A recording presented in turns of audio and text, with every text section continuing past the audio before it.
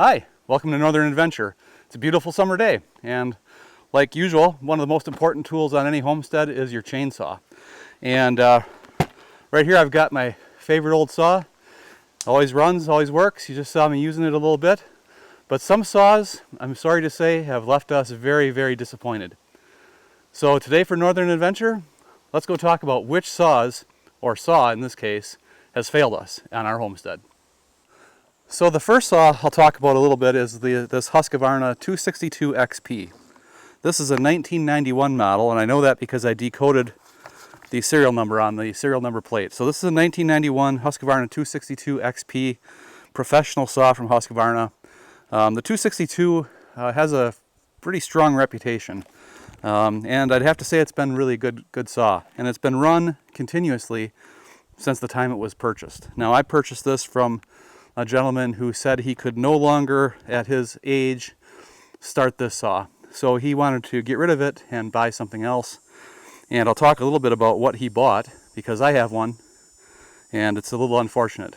But in any case, the 262 XP is a very powerful saw. It's, I believe on the spec sheet, 4.9 horsepower, runs at, I think, 13,000 RPM at full speed, and just does a really good job. We've been using it around the homestead now for a number of years. It cuts all our firewood. It takes down blowdowns. We just had a chipmunk run into a chipmunk hole. That's pretty funny. But the 262 XP has been a solid, reliable tool since 1991. Now, that's not the oldest saw in our collection of saws. We have another one. And we have the Homelite Super 2.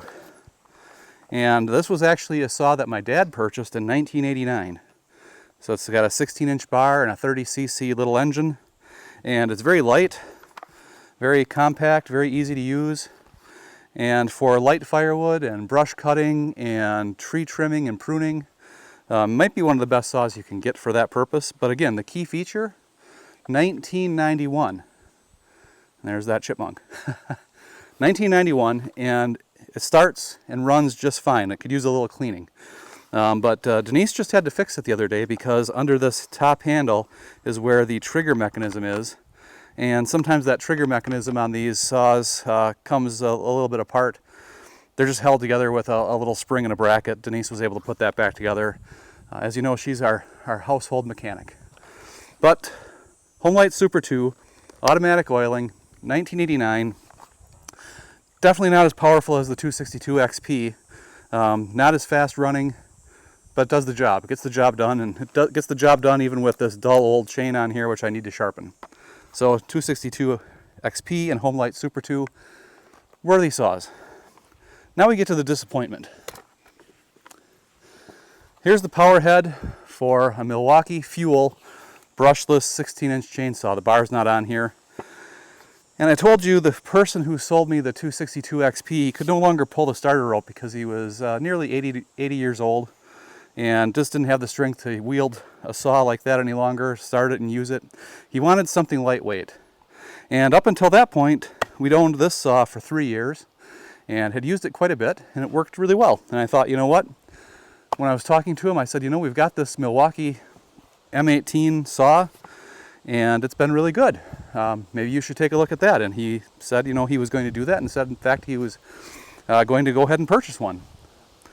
Well, I feel bad that he did. Hopefully his is still working, because 3 years, just after the warranty expired, of course, this saw died. And I'll tell you what happened. I was cutting on some firewood right here, and it wasn't anything too big. It was probably a piece about the size of this hunk of maple, so nothing too extravagant.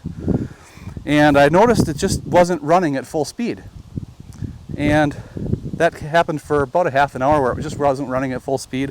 I took the battery out. I had the 12-volt battery, put it on the charger, charged it up. It wasn't discharged all the way. It still had half its charge. Brought it back out, put the battery back in. 2 cuts, not full speed, stopped. This saw has never run again. That's despite the fact that Denise has disassembled it, looked up instructions on how to fix it. It's hard to get into. You can't find anything that's wrong with it. Basically, it's a throwaway saw. So much for the Milwaukee saw. Now, On the homestead, when you invest in a tool, especially if you're out in the country, far away from infrastructure, you can't have your equipment failing like that. It's not something you can just run into Walmart or run into Home Depot and replace. You need to count on that tool to function. And at this point, despite the fact that I've got quite an investment in Milwaukee tools, I'd have to say I'm colossally disappointed in that company for producing a tool like that one, not abused until I just tossed it now, not abused and doesn't work. It's an epic failure, and Milwaukee, you need to fix that. You cannot be selling tools that fail when homeowners and customers rely on those tools for professional work. And I suppose Milwaukee would say, well, we don't intend it for professional, it's a consumer tool. It doesn't matter. Consumer tools have to be able to be relied on. And this is a problem with the tool industry, I would say. Too many companies take too much cost out to match the bottom line in a spreadsheet. And that ends up leaving customers high and dry. And what the company doesn't realize is the downstream cost that imposes on them. Because now I'm making a video about how the Milwaukee Chainsaw failed, and the company is going to take a hit. Some people are going to watch this and say, well, I'm not going to buy a Milwaukee Chainsaw. And you know what I say to them? Find one of these, or find one of these. They're out there for about the price you can get one of those. You can get one of these in the used market. This will run all day, and I expect this to run for the next 20 years. This will probably run for the next 20 years. Reliable tools. So I hope you like this video. This is Northern Adventure. We've got 2 good chainsaws and 1 bad one.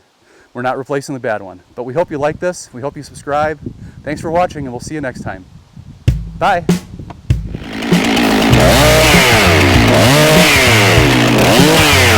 Oh,